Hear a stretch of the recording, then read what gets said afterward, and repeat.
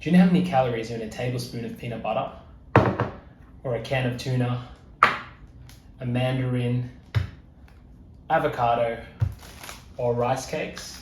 Well, in this video, I'm going to show you how to use the app MyFitnessPal, which will show you everything you need to know about calories and macronutrients. The first thing you're going to need to do is download the app MyFitnessPal. The app will ask about your goals, your height, age, weight, etc. But we're going to skip that part and you can fill that out yourself. Once downloaded, there's a free and a premium version. I always use the free version, although you're more than welcome to pay for it, but I never do. So now that we're in, all downloaded, let's look at the bottom. We have the dashboard, diary, newsfeed, plans, and more. We're going to go to more because I'm going to change the calories and macronutrients they gave me. You can do this in settings, hit profile, and then hit calorie and macronutrient goals. So here I'm changing my calories. I'm increasing it to 2004 because 2001's a bit low for me. And I'm going to adjust my protein and carb intake. I could have also adjusted my fats, but for the sake of this video, I'm only going to adjust my carbs. Make sure it equals 100%. So now we've reset our protein, carbs, fats, and macros, and we can get started on this video. We're all set. Just click backspace and head back to diary. So now we have breakfast, lunch, and dinner, including snacks. And I'm going to show you how to start logging and tracking your meals. MyFitnessPal has a lot of tracking features, and one of the good things about it is that it saves your recent meals or your frequently used meals. So as you can see, these are all the meals that I've ever eaten on MyFitnessPal. But we're going to head over to barcode scanner.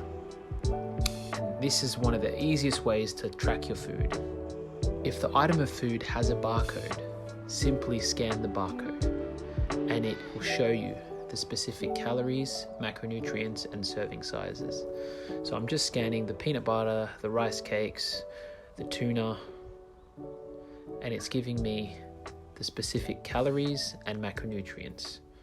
Though sometimes when you're scanning, it doesn't recognize the barcode. So here you'll have to manually search for the food. So type in avocado, Hass, and it'll come up with a search page. What I like to do is I use the first results in the first page. And here I'm just going to change the serving size. You can change it from fraction to decimal. I like to do decimals, and 50 grams, just an average serving size. Again, it doesn't always scan the barcode correctly. So there will be times where you have to manually search it. Here you want to try to be as accurate as possible. Instead of Mandarin, I wrote Imperial Mandarin.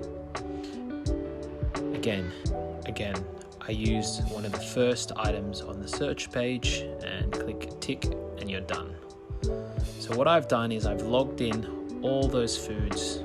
If we look at the peanut butter, you can see the macro is 5 grams of protein, 9 grams of fat. And if you look at the calories for the day, my nutrients, I've had 25 grams of protein, 38 grams of carbs, 32 grams of fat, and that's just logging in those items there. Awesome. So that's breakfast, but as you can see, we still have 1,857 calories left for the day. So there's still room for lunch and dinner. So let's log in that random lunch. So another feature of MyFitnessPal is you can create a meal. If you're someone who has the same food over and over again, like me, you can create your own specific meals into the app. So I have spaghetti at least once a week, and this is one of my go-to meals during the week. Let's call it Michael Spaghetti, 4 servings because it usually lasts me up to 4 meals. Here you're going to need to add all the ingredients included in your meal. So I'll list every single ingredient into the serving size or the full serving size. So I use 500 grams. So I'm going to put 500 grams. I cook the whole container of lean beef mince in this recipe. Again, add all the ingredients: zucchini, find a zucchini in the first page, 1 medium-sized zucchini, add. Carrot, I usually put carrot in this, so let's search up a carrot. 1 medium-sized carrot, add. I also put mushrooms.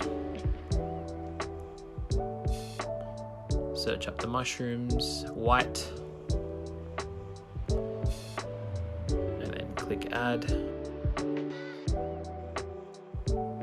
Okay, so with the mushrooms, I'm going to adjust the serving size because the container is about 500 grams.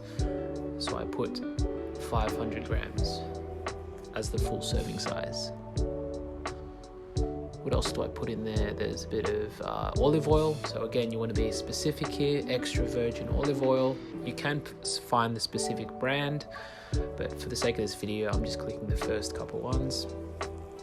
2 tablespoons are in this meal. Again, oil is very calorie dense, so it's important to always log in your oil.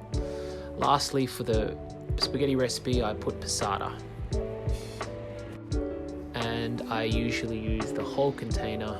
So 1 whole container will be in the meal, and click add when you're done. So we're almost done with this recipe. I just have 1 more ingredient left, and that is the spaghetti. So here I'm quite specific on the spaghetti I use. I use San Remo. It's just one of my favorites. So let's log that in and find that. Yep. And the serving size, it is 500 grams per packet.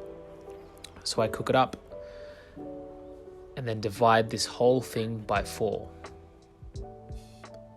And that's the calories, macronutrients for the meal. We can save that recipe. Awesome. All right, so that's one of my go-to meals, and I can log this straight in. And there you go. 811 calories, and then if you click on it, it has the specific macronutrients. Last but not least, we have dinner, and I have about 1,000 calories left.